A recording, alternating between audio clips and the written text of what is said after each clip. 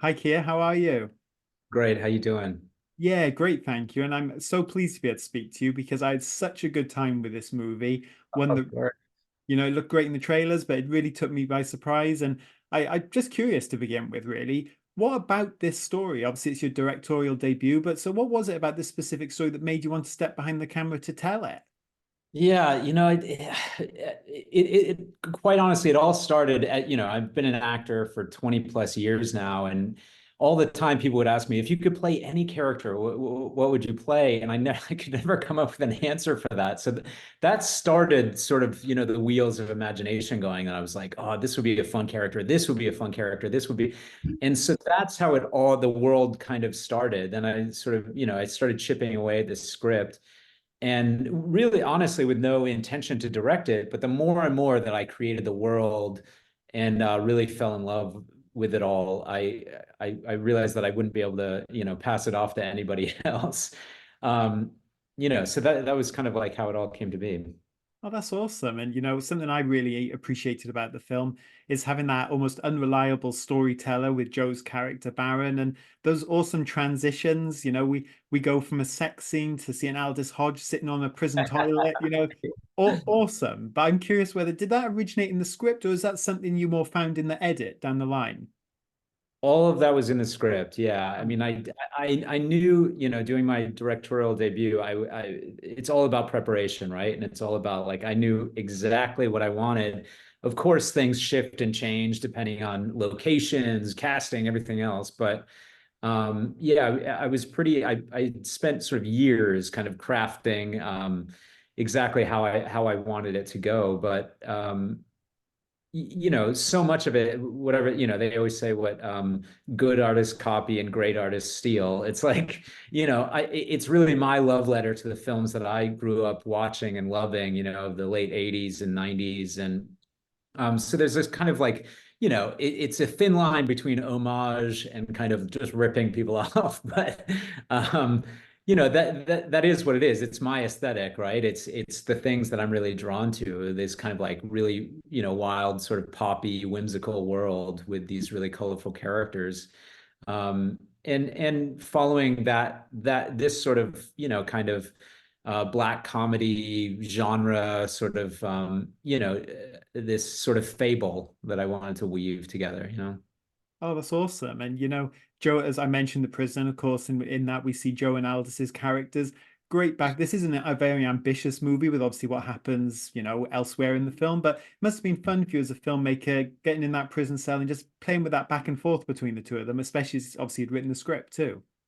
It was fantastic. We started, I mean, we had very little time. We shot the whole movie in 19 days, if you can believe it. So that required a hell of a lot of planning, and we had 40 plus locations. And so we were scratching our heads halfway through, going like, who wrote this thing? It's like, oh, whoops.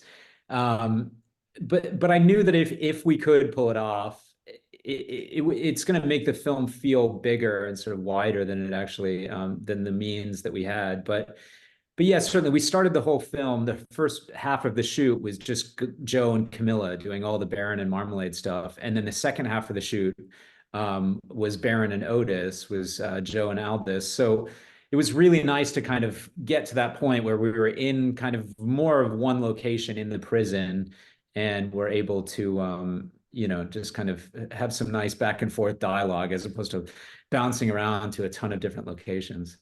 Yeah, absolutely. And you mentioned Camilla there, and of course the film is called Marmalade, and Marmalade, what a great character. There's so many layers to her. She's so much fun to spend time with. She's a little bit crazy, a little bit dark, just great. But so when it came to casting that role, though, what was it about Camilla that made her right for that part for you? Because I feel like you poured a lot into that character.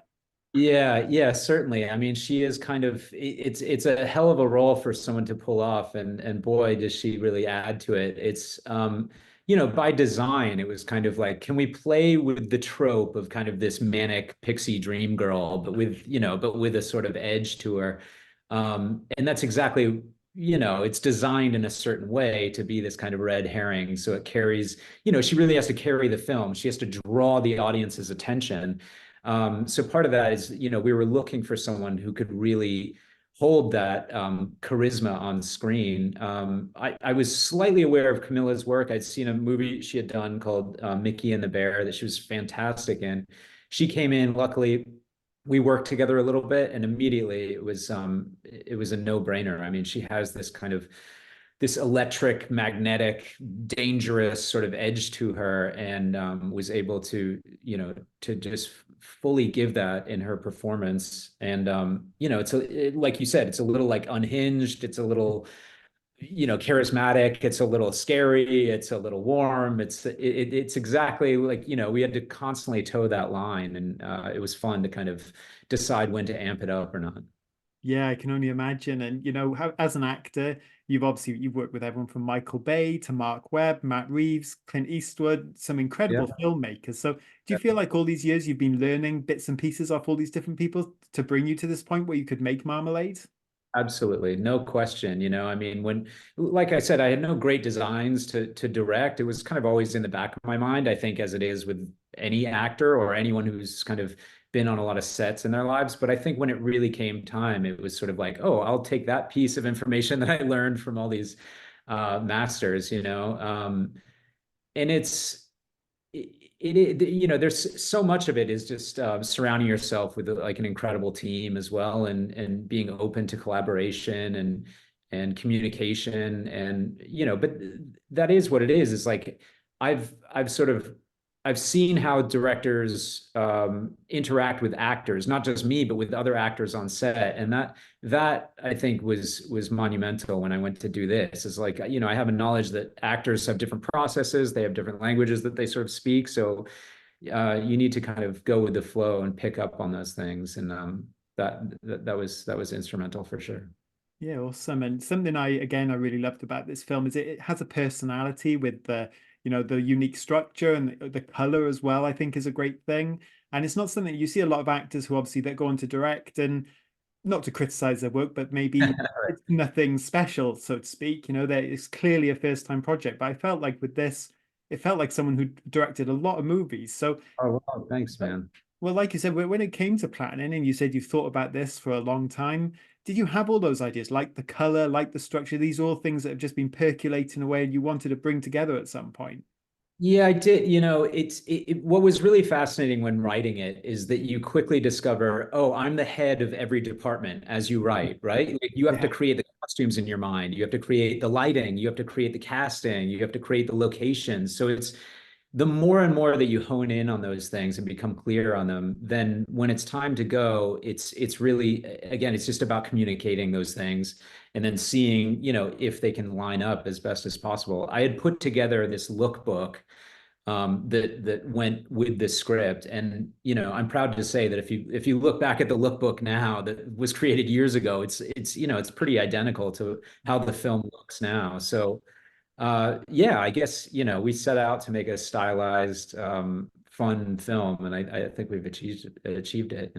Yeah, well, 100%. It's an awesome movie. And I know you mentioned that 80s and 90s sort of influence. I appreciated that too. And of course, you get a little bit of action like those great 90s movies, some guns, some car chases. So what was it like to almost cut your teeth on that side of things as well, beyond the story stuff? Yeah, I mean, of course we have limitations just because of the size of our budget and the amount of days that we had to shoot. It was, we had some bigger sequences at one point, and it was like, okay, how do we still tell the same story, but kind of pare those things down? So, yes, a lot of that stuff is just being quite inventive, either on the day or in the edit, to really kind of make things seem bigger and more actiony than they are, when you just really don't have the time or the money. But that's it. It's like, the films that I saw growing up, I just loved so much, and especially the films of the 90s. It's kind of, these bright poppy, style meeting substance, right? You've got great films like True Romance and Usual Suspects, and, in the late 80s it was it was great Coen Brothers movies, Raising Arizona, and so it was trying to like sort of meld all those together and see if I could kind of, create my own rhythm as well. Yeah, I thought it came together great. And I know obviously someone else you've worked with, Noah Hawley, you've done some great shows with him, like Legion and obviously Fargo, but he's working on that Alien series now. Are you angling for a little something in that? Or Well, yeah, you never know. You never know, you know? Yeah, Noah's been such a loyal, great guy forever. I mean, you talk about, learning from people that I've worked with. Noah, I remember the scripts on Fargo were just so fascinating to read because I realized very quickly you couldn't grab one line and give it to another character. And I really took that to heart when I was writing Marmalade, was like, okay, these characters need to have really distinct voices. yeah, and for yourself, as it now you've had this taste of directing, do you have any specific ambitions of what you else you'd like to direct? Are you thinking about those big kind of blockbuster pictures? Are you thinking you'd rather keep telling stories like this? So is there anything in particular that appeals to you as a filmmaker in that respect? I mean, of course, right. There's something very, enticing about doing something with a much bigger budget, but there's also something about the limitations that make it makes everybody on set just think outside of the box and are like, okay, how, we don't have a giant crane to shoot the shot. How are we going to do it? Well, if we climb up a telephone pole or something, you can get the same effect. So there's something about that I've always loved about filmmaking, which is putting yourself into a box and trying to figure out how to get out. So, yeah, of course, we'll see where it goes. I'm writing something else right now and really enjoying it. So, yeah, I'd love to jump back into the director chair soon.